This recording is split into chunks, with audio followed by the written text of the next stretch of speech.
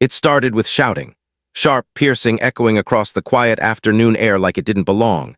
I had barely pulled my truck past the old wooden gate when I heard her voice, shrill, commanding, like she owned every inch of the land I'd worked for. "He's trespassing, he broke in!" My boots hit the gravel, crunching under me, and for a split second I wondered if I had taken a wrong turn. But no, this was my cabin, my land, my name on the deed.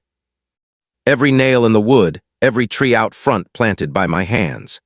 Yet somehow, standing there on my own driveway, I was being treated like an intruder. Two squad cars blocked the path, their lights spinning silently, the kind of lights that make neighbors peek through curtains. The officers stepped out, one tall, one shorter, both carrying the weight of authority in their posture. The taller one adjusted his belt, squinting at me like I'd already been judged. The other leaned closer to the woman, nodding as she fed him her version of the story. Her manicured fingers gripped the fence as if she was holding it all together with the sheer force of her accusations. "He came back early," she cried, loud enough for every guest on the porch to hear. "We were terrified when he showed up. Please do something." Her words hung in the air like a trap, and I could feel every eye on me. Guests whispering, some with drinks still in their hands. Phones raised discreetly, ready to capture the moment when I'd be hauled off like a criminal. My pulse thudded, not from guilt, but from humiliation. The sting of being framed in front of strangers, in front of neighbors, on the soil I had poured my life into. One officer stepped closer, his hand brushing the badge on his chest. "Sir, we're going to need to see some ID. Step over here." I froze for just a beat, the air thick with smoke from their backyard fire pit, the faint sourness of spilled wine drifting in the breeze. I could hear the lake behind the cabin lapping quietly against the dock, almost mocking how calm it was compared to the storm rising in my chest. My hands trembled slightly as I reached for my wallet. Not fear, never fear. Just the raw ache of standing accused in front of the walls I'd built. The woman leaned in, lowering her voice but making sure I heard every word. "I told you he's been hanging around here before. He's dangerous. Please get him out." That was the moment something inside me snapped. I didn't raise my voice. I didn't need to. I handed over my ID, my eyes locked on hers. "You sure you want them to run my name?" For the first time that afternoon, her smirk faltered. A flicker. She hadn't expected pushback. She thought this would be easy. She thought I'd just disappear under the weight of her performance. She didn't know who she was really dealing with. The taller officer squinted at my license, holding it under the late afternoon sun. His partner typed my details into the mounted tablet inside the squad car. Seconds ticked by, heavy and unkind. The guests chuckled among themselves. Sipping their drinks like this was part of the evening's entertainment. I clenched my fists behind my back, reminding myself of one truth I'd learned long ago: never explode too early. Let them bury themselves first. The shorter officer's eyes shifted. He glanced at his partner, the two of them exchanging a silent look that wasn't lost on me. Then the taller one cleared his throat. "Sir," he said, raising his voice enough for everyone to hear, "it says here you're the registered owner of this cabin." The world seemed to stutter. The whispers stopped. The glasses froze midair. Her smug grin dissolved in an instant, replaced by a twitch, a crack in the mask she'd worn so confidently. But she wasn't done, not her. She plastered on a fake smile and laughed nervously. "Oh, no, that can't be right. You must have the wrong record. I'm with the Homeowners Association, and this property falls under our rules." My blood boiled. The HOA. The very thing I had made sure to avoid when I bought this land. I had paid extra, jumped through hoops, done everything to guarantee that no board, no clipboard warrior, no neighbor with a false sense of power could ever tell me how to live here. And now here she was, claiming my land, my home, my freedom, as if it was her kingdom to rule. I took a step forward, my voice low but steady. "There is no HOA here. You forged your way onto my property. You opened my doors, and while I was gone, you played hostess." A murmur rippled through the crowd. One guest muttered under their breath, "Wait, you mean this isn't her place?" Another set down their drink, suddenly uncomfortable. The mask slipped further, her face red now, her tone screeching. "Don't believe him, he's dangerous. I've seen him snooping around before. He doesn't belong here." The shorter officer raised a brow, his patience thinning. "Ma'am, he's not snooping, he's the legal owner." And in that instant I felt it, the balance shift. Small, almost imperceptible, like the first crack in a dam, but I knew. Her story was unraveling, the truth had begun to seep through, and there was nothing she could do to stop it. The crowd shifted uneasily, their earlier laughter replaced by an awkward silence. You could hear the clink of ice melting in half-finished glasses, the rustle of someone adjusting their chair. Nobody wanted to be the first to admit they believed the wrong person. Nobody wanted to look her in the eye now that the cracks in her story were showing. The taller officer held my license a moment longer, then lowered it, his expression unreadable. The shorter one tapped the screen again, his brow furrowed. I could see the reflection of the tablet in his glasses, my name, my record, lines of text scrolling faster than the guests could sip their drinks. Something in his face shifted. He stepped closer, lowering his voice so only I could hear. "Sir, we found something else connected to your name in the system. Something she definitely doesn't know about." Her ears twitched at that, her fake smile trembling as she tried to keep her composure. Something else. The words hung in the air like smoke, just loud enough that a couple of guests leaned forward, curious. I tilted my head, pretending calm though my pulse throbbed in my temples. "Something else?" I asked softly. The officer nodded once, his eyes steady. "Yes, sir, military service, special operations, you're listed as decorated." The air changed. The murmurs grew louder, rippling across the deck like a wave. One guest leaned back in his chair, putting his drink down as if suddenly afraid to be holding it. Another whispered something sharp and panicked to the woman beside him. Her hands shook against the fence, her knuckles pale, but still she tried to hold her ground. Her voice cracked as she forced a laugh. That doesn't prove anything. Anyone can fake a record, don't you see? He's dangerous. He's twisting this whole thing to scare you. He wants to take this place for himself." The shorter cop straightened, his voice firm enough to silence the whispers. "Ma'am, he's not taking anything. He already owns it. And you," he paused, his eyes narrowing, "you may need to start explaining what you've been doing here." The woman's mask broke a little more. She turned on her guests, desperate now. "You believe me, right? You've seen him hanging around. You know what kind of person he is. He doesn't belong here. I was protecting you." But the words didn't land like before. One of the guests, the smug man who had been laughing earlier, stood up with a scoff. "Protecting us? You said this was your place. You made us feel like we were welcome here. Are you telling us now you lied?" His voice trembled, not with anger, but with the cold realization that he'd been duped. The woman spun back toward him, snapping, "Shut up. Don't listen to him. He's trying to divide us. That's what people like him do." But the smug man's face had already hardened. He turned away, muttering under his breath. "Unbelievable." The taller cop cleared his throat, his tone more official now. "Ma'am, earlier this week we received a call about fake HOA notices being taped to doors in this area. The description given by witnesses matches you." Gasps rippled across the group. Someone set down a glass too hard, the thud echoing in the silence. Her face drained of color, her lips parting soundlessly before she forced out a nervous laugh. "That's ridiculous. Why would I waste time putting papers on doors? I was only trying to keep the neighborhood safe." The shorter officer crossed his arms.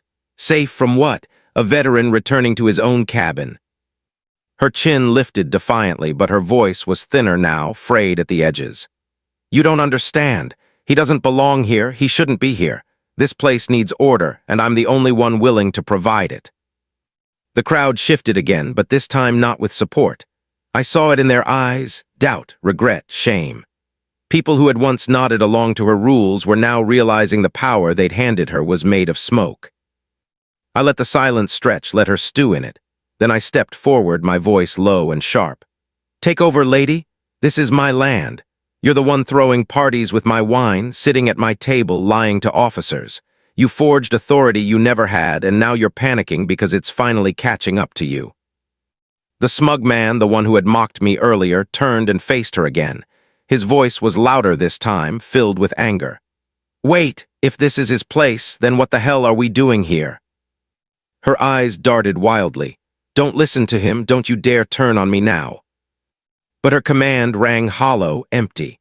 The guests looked at her differently now, no longer as a leader, no longer as someone in control, just a liar caught in the spotlight, her kingdom built on fake notices and louder-than-life speeches collapsing around her. And still, she fought. Still, she reached for the performance that had worked so many times before.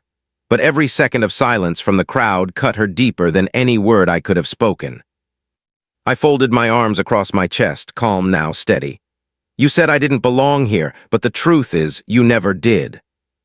The taller officer's radio crackled with static.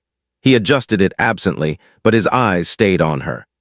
Ma'am, if what he's saying about parties and property access is true, we're crossing into trespassing, fraud, maybe more. I suggest you think very carefully about what you say next. Her mouth opened, closed. She looked around desperately for support, but none came. Even the neighbors who had cheered her the loudest stared at their shoes. A woman at the back of the group whispered something to the man beside her, and I could see the shame flicker across both their faces. The silence stretched long, broken only by the faint creak of the dock swaying on the water and the hum of crickets in the grass. And in that silence, she knew. Her grip on this place, on these people, on her fake throne, it was slipping. For the first time since I pulled into that driveway, I allowed myself a small breath of relief. Not victory yet, but the first hint that the truth was finally clawing its way into the light. The air was heavy, like the whole yard was holding its breath. The neighbors fidgeted, shifting weight from one foot to another, the kind of restless silence people make when they realize they've been standing on the wrong side of a fight. The woman's eyes darted around, searching for allies, but no one would meet her gaze. Her mask had cracked, and the cracks spread faster than she could patch them with words. I let the silence stretch until it felt unbearable, then reached slowly into my bag. Her hands twitched toward me. For a split second, she flinched, as if expecting me to pull something dangerous. I could almost taste her panic, but all I pulled out was a small black hard drive. I held it up between my fingers, the late afternoon sun catching its edges. You know what this is? I asked, my voice low and deliberate. She swallowed hard, her bravado faltering. What is that? Security footage, I said, letting the words cut through the air like steel. Every corner of this cabin is wired. Every door, every room, every inch of the porch. I already know who unlocked my doors, who poured drinks in my kitchen, who laughed about me never finding out. Gasps rippled through the crowd. The smug man who had mocked me earlier cursed under his breath and looked away, the color draining from his face. One woman clutched her glass so tightly I thought it would shatter. The queen of this circus went pale as chalk. Her lips parted, but no words came. When she finally spoke, her voice cracked. You're bluffing. I smiled coldly. Am I? Because I can play it right here, right now for the officers. And trust me, it's not just you caught on tape, it's everyone you invited. The shorter cop stepped closer, his tone sharp. Sir, if you're willing to hand us that footage, we can verify everything. If what you're saying is true, this goes far beyond a neighborhood spat. This crosses into trespassing, fraud, even impersonating authority. Her knees buckled slightly, but she gripped the table for balance, refusing to collapse in front of her guests. Desperation oozed from her voice as she raised it one last time. He's lying. He's twisting everything. You all know me. I run this neighborhood. I protect you. Don't let him fool you. But her words no longer carried weight. Nobody nodded. Nobody clapped. The same guests who once cheered her speeches now stared at her as if they were seeing her for the first time, raw, unmasked, desperate. And that was the moment I leaned in, my voice sharp as a blade. You said I don't belong here, but the truth is you're the intruder, and tonight everyone will see exactly what you are. The taller officer motioned for the hard drive. I handed it over without hesitation. He passed it to his partner, who plugged it into the squad cars system. The screen flickered, then lit up in full color. Gasps turned into open outrage as the footage rolled. There she was, clear as day, unlocking my front door with a key that wasn't hers, smiling, waving in her guests like it was her private clubhouse. Her voice could be heard faintly in the background, declaring, "This is mine now. He's never coming back." The guests recoiled, some cursing under their breath. A woman covered her mouth with both hands. "You said this was your place," she whispered to her. "You lied to all of us." The smug man shot to his feet, fury replacing his earlier arrogance. "Do you have any idea what kind of trouble this is? You dragged us into this mess." The woman's eyes darted wildly. She grabbed for a wine glass, trying to look casual, but her hands shook so violently that it slipped and shattered against the deck. This doesn't prove anything," she shrieked. "That footage could be fake." But then the video cut to another angle. The officers froze the frame. There she was, tapping a bright orange notice to my front door, signing it with a fake title from an HOA that didn't even exist. The shorter cop zoomed in on her handwriting. His voice dropped cold as ice. "Ma'am, this isn't a dispute. This is forgery, and if you've been collecting money or favors under false authority, we're talking about fraud." Her face collapsed. Panic poured out of her eyes as her hands fluttered like she was searching the air for an excuse. No, you don't understand. I was protecting this community. I was keeping it safe." A voice cut through the crowd, sharp and bitter. One of the guests threw down his napkin. "Protecting us, you conned us. You lied to all of us." The group erupted with mutters of betrayal, chairs scraping against wood as people stood, ashamed to even be there.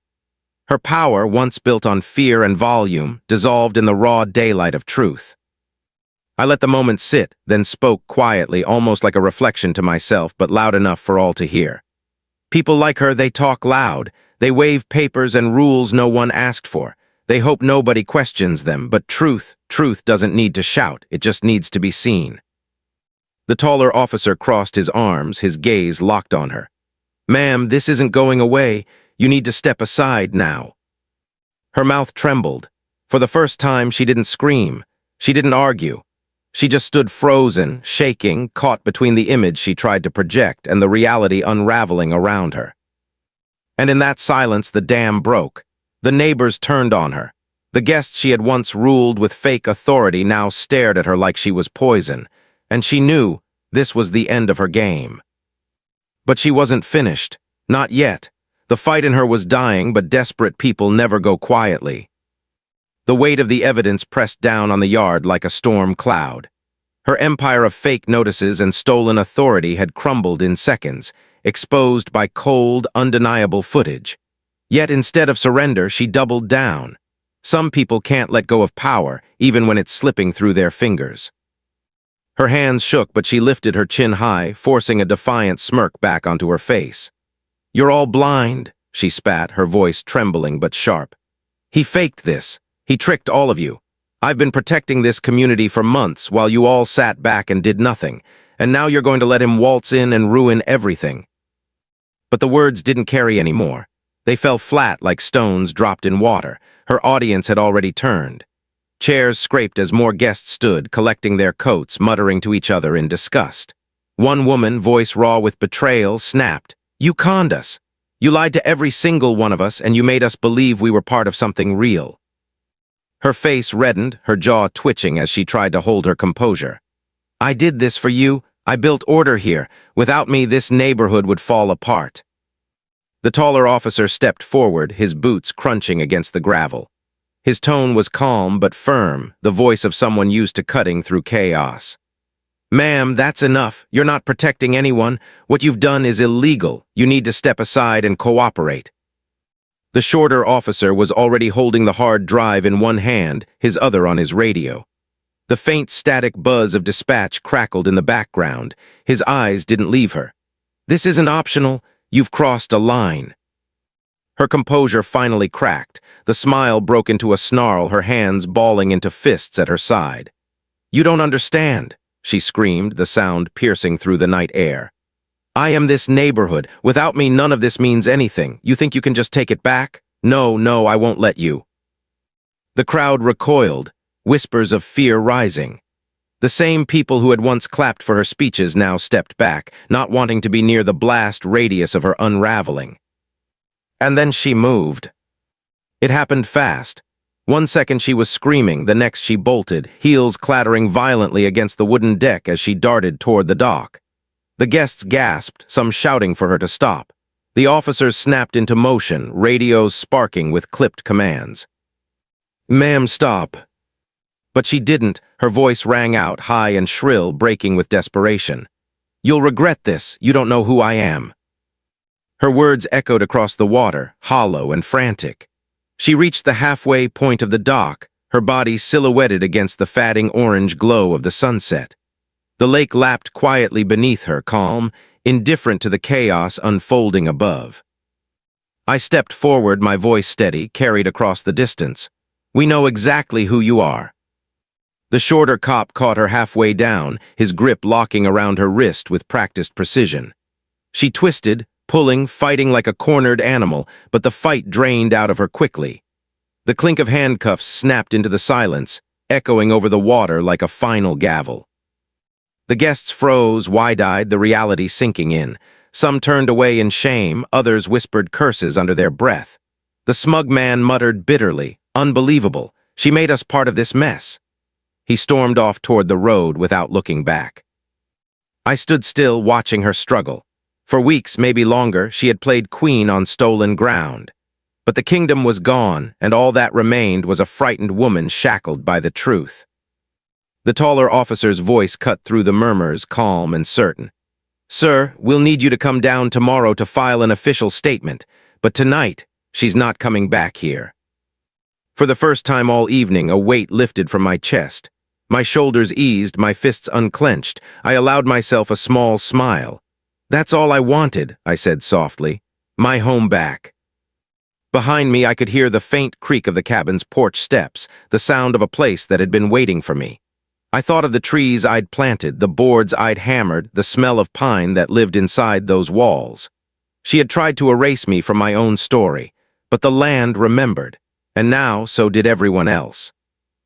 She thrashed one last time as the officers guided her back toward the squad car, screaming threats that sounded emptier with every word.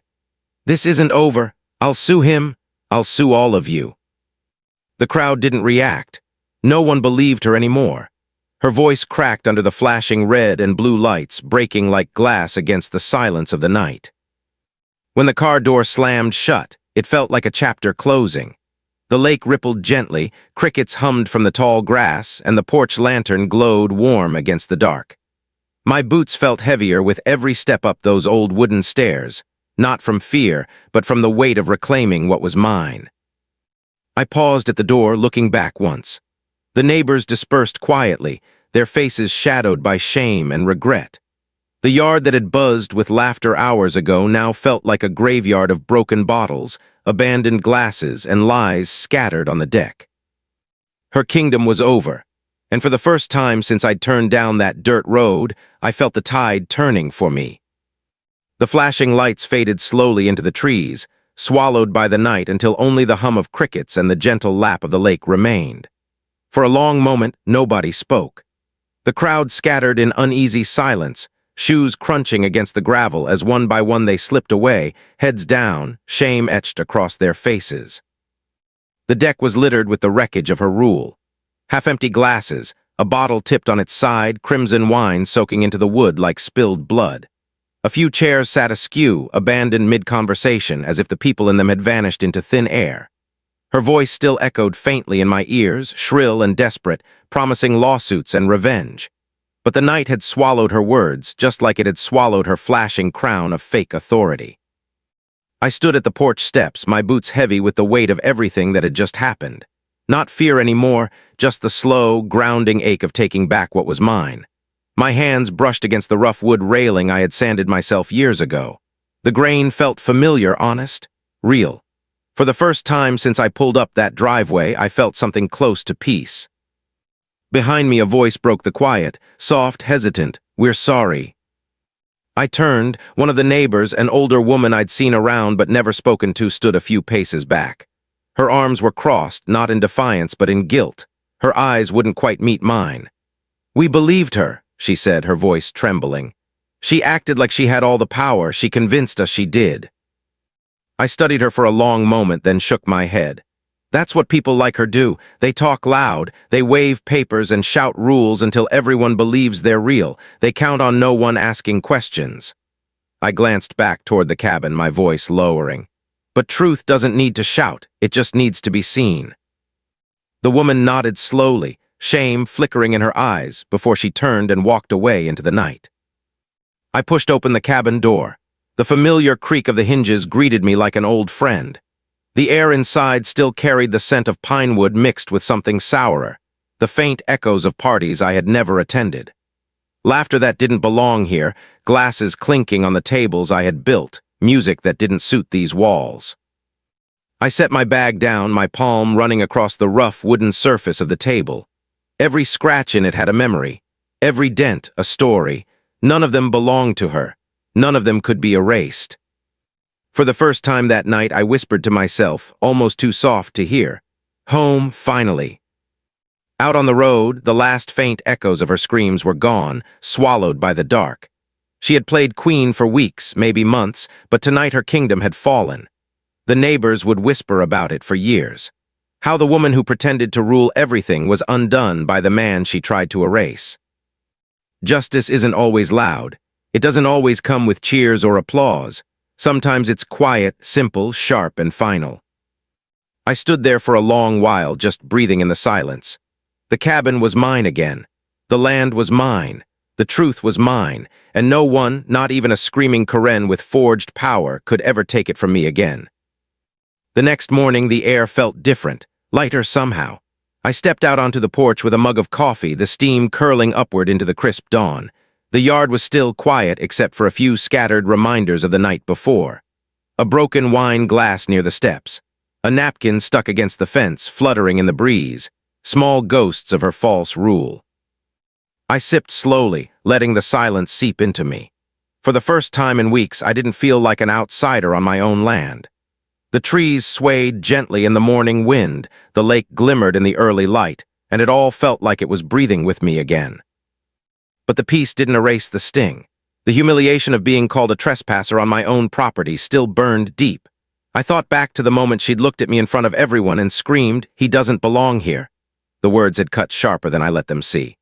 I'd spent years fighting for a country where people could belong, where land and home meant something. And yet here I was, being erased by someone with nothing but a loud voice and forged papers. My hand tightened around the mug. That's the thing about voices like hers, they echo long after the person is gone. By noon, I heard them.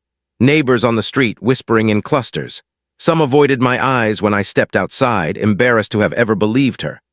Others tried for awkward small talk, pretending they hadn't sat at her stolen table, hadn't clapped for her speeches.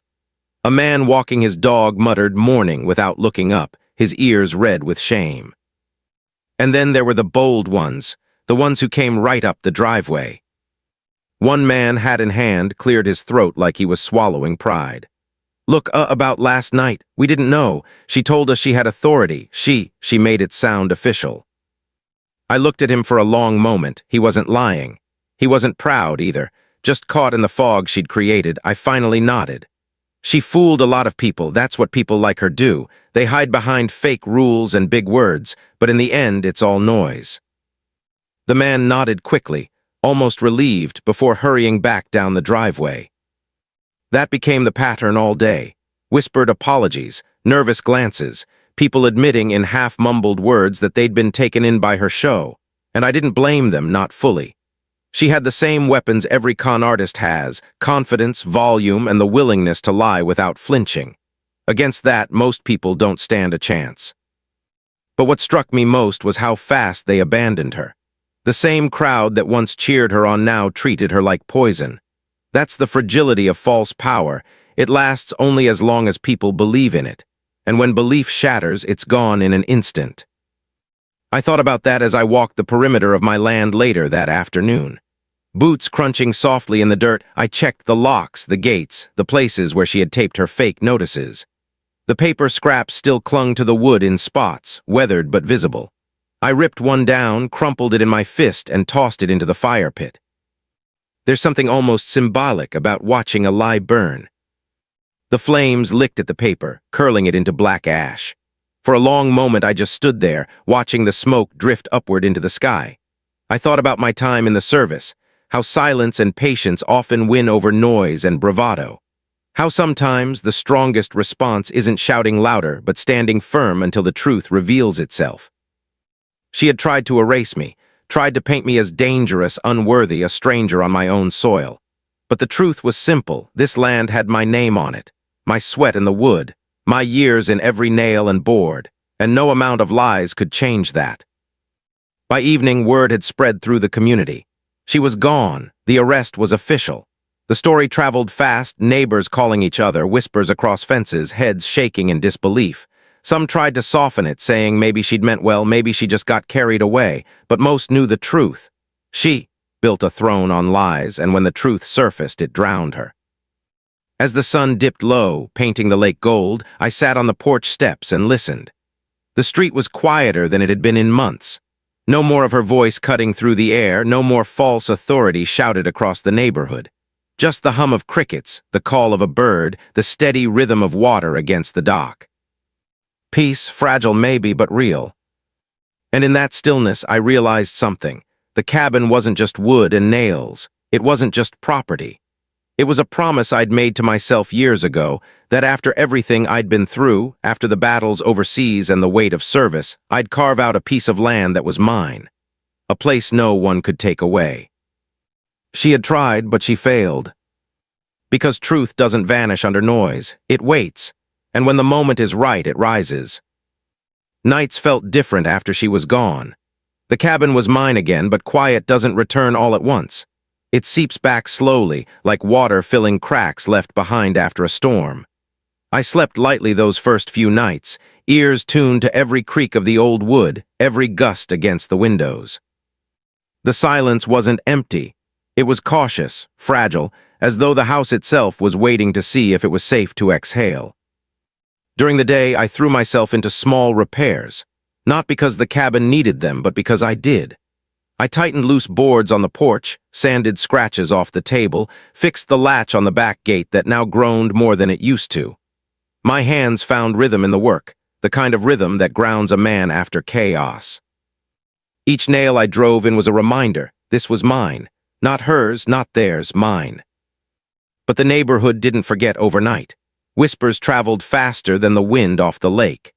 At the grocery store, people glanced at me, some with embarrassment, others with hesitant nods of respect. I overheard one man mutter to another near the produce aisle, "He's the one, yeah, the veteran with the cabin." They said her name, too, sometimes bitterly, sometimes fearfully, always low enough to make it sound like a curse. Rumors swirled, she'd threatened lawsuits, promised to take it all back. Some swore they'd seen her out on bail, packing like a caged animal. And even though the law had cuffed her, I knew people like her didn't just surrender. They claw at the edges. They try to twist the story back in their favor. And sometimes they convince just enough people to believe them again. One evening, just before sunset, a neighbor stopped by. He was a quiet man, someone I'd barely spoken to before. He shifted nervously on the porch, hat in hand. "Word is, she's saying this isn't over," he muttered. "That she's got lawyers, that she'll sue the department, sue you, sue anyone who stood against her." I leaned against the railing, looking out toward the lake. The water caught the fading light, glowing orange like molten glass. I didn't look at him when I answered. "Let her try. Paper and noise don't scare me." The man nodded slowly, relief in his eyes. "Just thought you should know." Then he tipped his hat and walked back down the driveway, shoulders lighter for having said it aloud. After he left, I stood there for a long while, staring at the horizon. His words didn't shake me, but they reminded me of something I'd learned long ago. Battles don't always end when the fight does.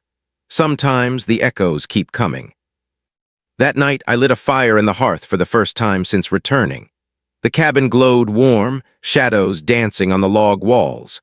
I sat in the old chair by the window, listening to the crackle of wood and the distant sounds of the lake. And I thought about how quickly people hand over power when someone demands it loudly enough. She hadn't needed an army. She hadn't needed a real title. All she needed was volume, confidence, and neighbors too polite or too afraid to question her. That's how false kingdoms rise, not with strength but with silence from the ones who know better. And that's what haunted me the most. Not her lies, not her forged notices, but the silence of the people who stood by while she ruled a place that was never hers. The next morning, I walked the property line again. The dew clung to the grass, soaking my boots. Birds sang in the trees, oblivious to human noise and human lies. At the far end of the fence, I found one last scrap of her orange notices clinging to the wood. The ink had faded, the corners curling in the damp. I pulled it free, staring at the bold, black letters she'd written to claim what wasn't hers. For a moment, I imagined her voice again, sharp and smug, insisting she had authority. Then I tore the paper in half, then into quarters, until it was nothing but scraps drifting to the ground. Some ghosts don't deserve to linger. Later that week, a couple of neighbors approached me at the post office. They looked uncomfortable, shuffling their feet, but one finally spoke. "We should have stood up sooner. We should have asked questions. I guess we let her get too loud." I didn't lecture them, didn't rub salt in wounds already raw. I just said, "Noise only wins when silence lets it." The man nodded, his eyes heavy, before they both walked off. It wasn't revenge I felt, not triumph either. Just a deep, quiet certainty that no matter what papers she filed, no matter how loud she screamed from a courtroom, she couldn't erase what had already been seen. The truth had been dragged into the open, and once people see it, they can't unsee it. That night I sat on the porch again, lantern glowing beside me, and listened to the stillness. The crickets sang steady, the lake lapped soft against the dock, and for the first time since the chaos began, I felt the silence shift. Not fragile anymore, not waiting, just home. The cabin was quiet again. Not the fragile kind of quiet that feels borrowed, but the solid, rooted kind that belongs. Days passed in slow rhythm, coffee at dawn, boots on gravel, the steady hum of crickets as dusk settled in. Life returned in small, honest ways. But even as peace settled over the land, the echoes of what happened lingered. Neighbors still whispered when they passed. Some avoided eye contact, their shame too fresh. Others offered nods or hesitant waves, as if those gestures might undo the weeks they'd stood behind her. I didn't hold it against them. Not really. I'd seen enough in my life to know people will follow the loudest voice, even when deep down they know it's wrong. It's easier to nod than to question, easier to trust the paper on your door than to ask who wrote it. And that was her weapon, not strength, not law, not truth, just noise. Noise dressed up as authority. Noise repeated until it sounded like order. I thought back to the night she screamed across my own yard, "He doesn't belong here." I'd carried those words with me longer than I wanted to admit. They stung, not because they were true, but because for a moment, when the cops looked at me like a stranger and the neighbors whispered, I felt erased. Like my name, my work, my blood in this land could be stripped away with a shout. But the truth doesn't vanish. It waits, patient, steady, unmoved. And when the noise runs out of breath, the truth is still there. One evening, I took a walk along the lake. The sun dipped low, painting the water gold and silver, the air cooling with the first hint of autumn. My boots sank slightly in the damp earth near the dock, the same dock she'd tried to run down when the walls closed in. I paused there, listening to the gentle lap of water against wood. The sound was steady, timeless, the same as it had been long before her voice ever poisoned these shores. I leaned on the railing, letting the wind brush against my face. A memory surfaced, dusty roads overseas, the weight of gear on my back, the silence after chaos. And I realized this place, this cabin, was built for that silence, built as my refuge after years of noise. No one, no fake HOA, no forged notices, no self-appointed queen could take that from me. By the time I walked back, the lantern on the porch glowed soft against the night. I stepped up the old wooden stairs, each creak familiar, and looked out at the yard. Empty now, but alive in its own way. Fireflies blinked in the tall grass, the air filled with the hum of night creatures. My land, my home. Sometimes justice doesn't look like sirens and handcuffs. Sometimes it's quieter. The sound of a lock clicking shut on your own door, the breath you take when you know you're safe again, the weight of belonging settling back where it always should have been. I sat on the porch, elbows on my knees, and let the silence hold me. And in that silence, one truth rose above all else. People can forge papers, they can invent rules, they can shout until their voices break. But ownership, the kind that's built with sweat, patience, and years, can't be faked. I didn't fight for this country just to be told I couldn't step foot on my own land. And I didn't build this cabin just to hand it over to someone louder than me. The land was mine. The truth was mine. And no matter how much noise the world throws, no matter how many voices try to erase it, the truth, like the steady lap of the lake, endures. The lantern flickered in the breeze, the night stretching wide and calm. I leaned back, closed my eyes, and let the sound of home sink into me. Game over. You've heard this confession, now wait until you hear the next one. The truth that shatters everything you thought you knew.